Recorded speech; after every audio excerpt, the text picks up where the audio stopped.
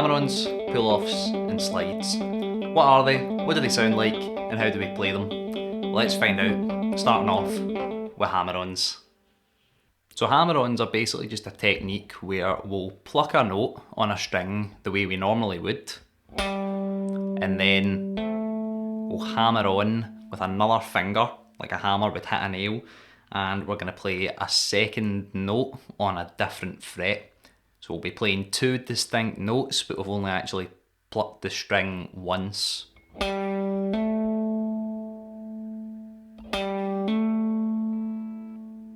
Now you can do this for any fret you want, with any finger you want, on any string you want. I'm just using my first and third fingers here on the 5th and 7th fret of the D string, just as an example. You can also hammer on to more than one note as well, once you get better at doing hammer-ons and your hand gets a bit stronger. But if you're watching this video, presumably you've never tried hammer-ons before, so I would recommend you just start off hammering on to one note with one finger before you start worrying about trying to do hammer-ons across multiple different notes. So you'll see these represented in tab with a little curved line going from one note to the other. Sometimes you might see a little H written in between each note, but not always. You're more likely to see the little curved line, but just be aware that there might also be a little H. That H just means hammer on. So what I want you to do is take your first finger and put it on, you can put it on any fret you want, it doesn't actually matter. I'm going to put it on the 5th fret of the high E string just now, just to start off. And what we're going to do is we're going to pluck that note, and then with our second finger, after we've plucked that 5th fret, we're going to hammer our finger down onto the 6th fret on the high E string. So pluck, hammer, pluck, hammer, pluck, hammer. Okay? Now watch out when you're trying this that you don't accidentally pull down on the string. It's going to take quite a bit of strength and accuracy to get both of these notes to ring out with a nice even volume, which is what we want. But don't hammer down so hard that you're trying to basically snap the neck. We're not pulling on the strings, we're not doing anything like that. Okay? Just want nice and controlled. Hammer on to the next note.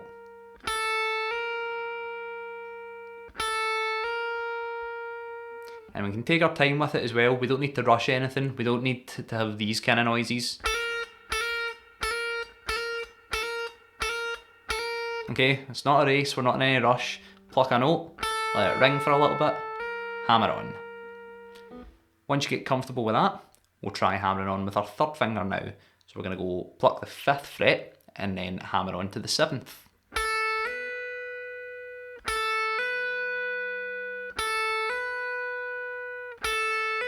Same rules apply. Make sure we don't bend the string. Make sure we don't end up hitting a wrong string by accident.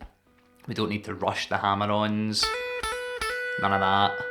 Nice and slow and controlled. Then we're aiming for a nice even volume. The more we do it, the stronger our fingers will get and the better that will sound. Once we get comfortable with that, we can move on again and hammer on with our 4th finger to the 8th fret.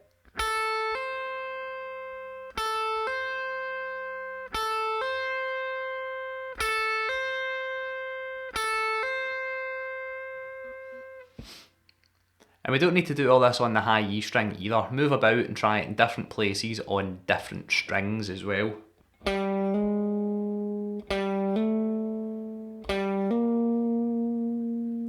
we go.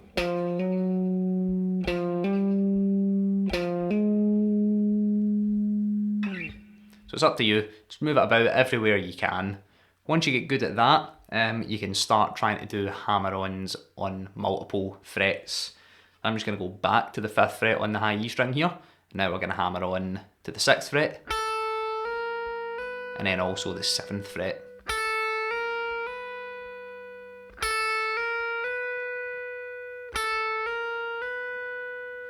When you get good at that, you can try hammering on with 4 fingers.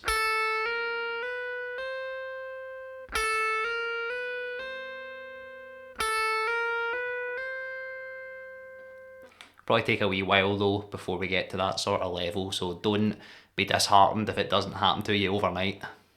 The pull-offs are basically just hammer-ons but in reverse. This time we're going to start off at a higher note, and then we're going to pull our finger off the string to play a lower note. Now to do this, we're going to need both notes to be fretted at the same time, okay? So I'm going to start off again for this example using the 5th fret and the 6th fret on the high E string. So we'll start off playing the 6th fret and we're going to pull off to the 5th fret. So to do that, we're going to need both of these fingers down on the respective notes that they are trying to play to start off with. Because if we try and do a pull off to the 5th fret but we don't have this finger down, we're not going to hear the 5th fret, we're going to hear that open E string. So this finger needs to be down on the 5th fret. And then we'll do the same thing, pluck the string and pull off. Now when we're pulling off a string, I want you to actually think about pulling the finger down towards the floor, not directly up. If we lift directly up, we're going to lose a lot of the volume. So we want to pull down so that we can still keep that even level of volume. Watch out though, when we are pulling down, we don't actually pull the string with us. So this finger needs to stay in the same place while this finger moves down towards the floor. So we don't want that string to end up bending. These are slightly harder than hammer-ons, I think.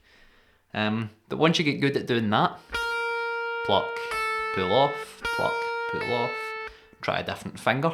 So we can try the 3rd finger on the 7th fret now.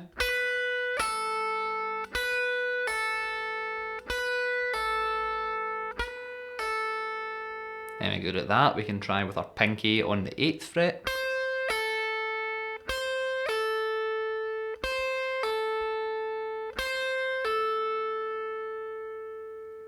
And again, move it about. Pull-offs are easiest on the high E string, I feel. If you try something lower down, it's slightly harder to fight the pulling or the bending of the string, I think, but it exposes it slightly more. So if you're on a lower string, say like the A string where I am now, see how I'm pulling on the string?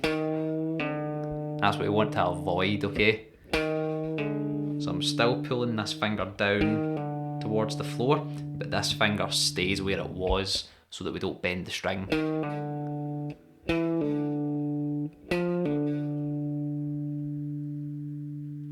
And move it about to different frets as well, anywhere you want. And once you get good at using one finger, you can do pull-offs going across multiple fingers. You could try 4 fingers.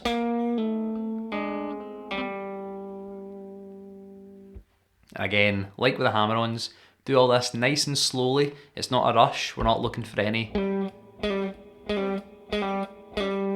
Don't need anything like that. Pluck a note, let it ring for a little bit, pull off. Nice and slow and controlled. And now got a little exercise for you that you can do to combine both of these. So sticking with the 5th fret idea, all we're going to do is mix hammer-ons and pull-offs. So we'll start off hammering on from the 5th fret on the high E string to the 6th fret, and then picking the 6th fret and doing a pull-off back to the 5th fret. And we can do that 4 times. Pick, hammer, pick, pull off, pick, hammer, pick, pull off, pick, hammer, pick, pull off, pick, hammer, pick, pull off. Then we're going to do the exact same thing, but instead of hammering on to the 6th fret, we're going to go to the 7th fret with our 3rd finger.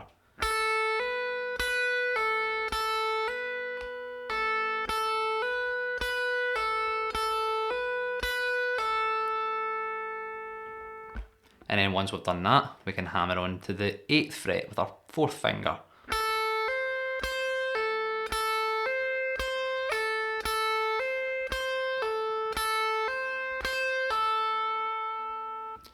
Once you're happy with that, move it onto different strings, any strings you want. So you could jump up to the A string.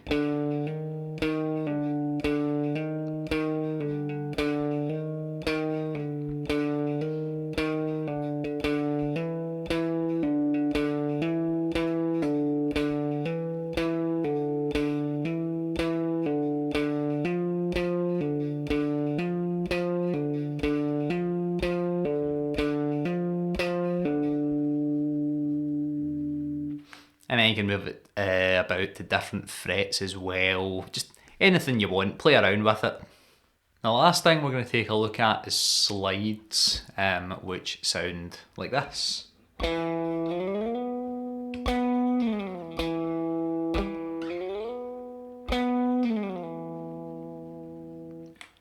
Now you'll see these notated in tab as being 2 different notes with a little slash or a horizontal line between them. Usually if you've got a high note and then a low note, you'll be sliding down. If you've got a low note and then going to a high note, that'll mean you're sliding up.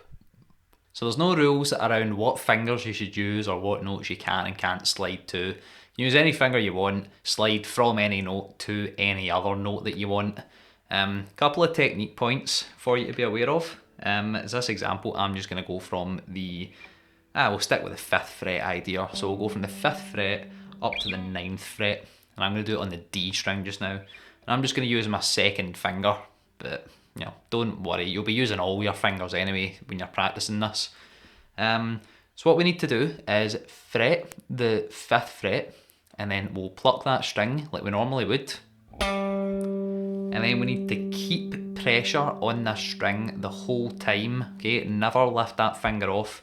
Keep pressure on, and then move it up to the 9th fret. If we release the pressure in that finger, the sound's going to disappear. So we need to keep pressure on it so we can hear that note when we land on it. We could do the same thing going back the way as well if we wanted. Now you could do slides with any speed you want as well. You could do fast ones. You can do slow ones. If you're trying something for the very first time, I always say do it as slow as you possibly can. You can't ever play it slow enough. Don't start trying to speed up until you've got the hang of it at that slow speed.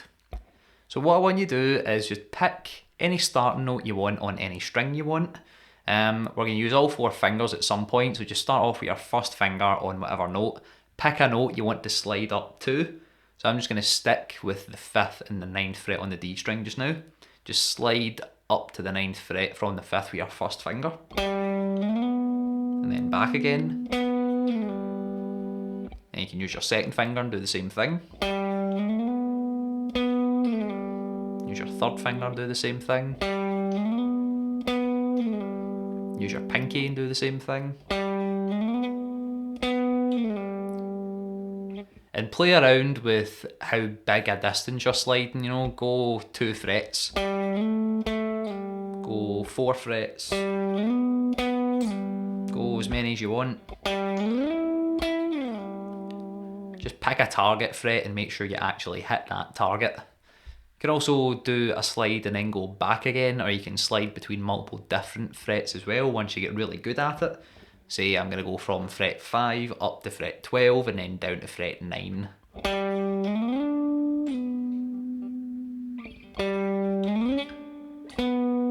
Okay, I messed that one up.